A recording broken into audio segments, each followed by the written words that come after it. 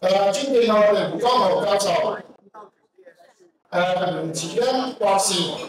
同埋我哋楊先生大紫荊婚宴太平紳士，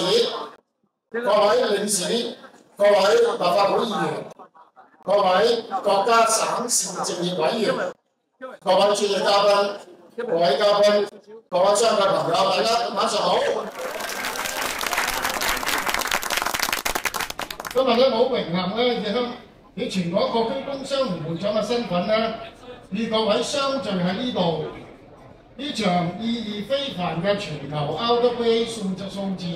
經濟峰會暨時尚文藝盛宴，適逢香港特別行政區穩定幣條例已於今年8月1號生效，香港金融管理局開始接受牌照申請。數字資產呢係全球大勢所趨，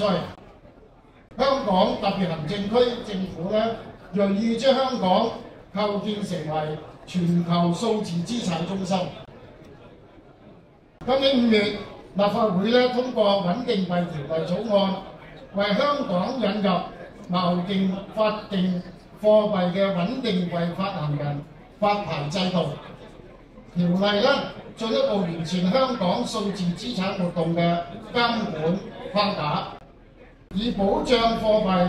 同埋金融嘅穩定，並鞏固提升香港金融中心嘅地位。作為我哋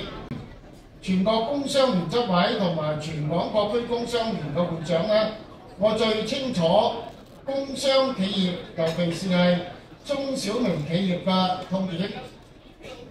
重資產好難盤活，跨境融資門檻高，產業鏈資源對接散，而我哋 RWA 剛好係為呢啲個痛點提供務實嘅解決方案。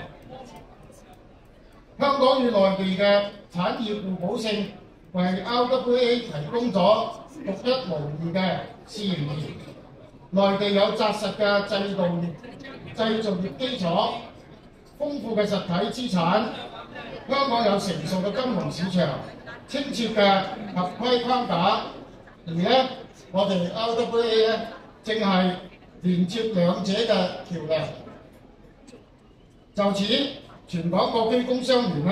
係將依託全球 RWA 加速聯盟嘅網絡，組織法律、金融、技術專家團隊，搭建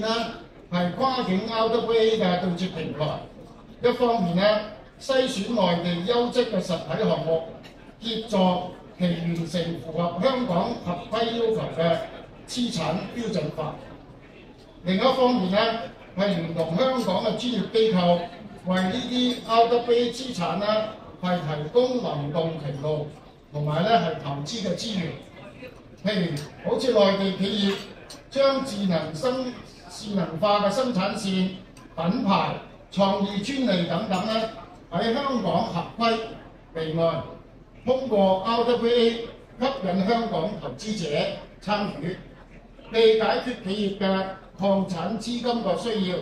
亦都讓香港資本係獲得實體產業嘅穩定收益，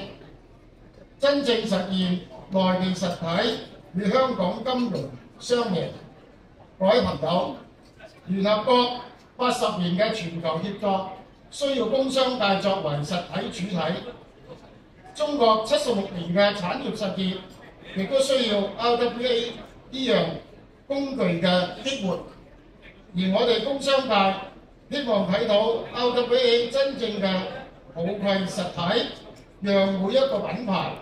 每一條生產線、每一個創意 IP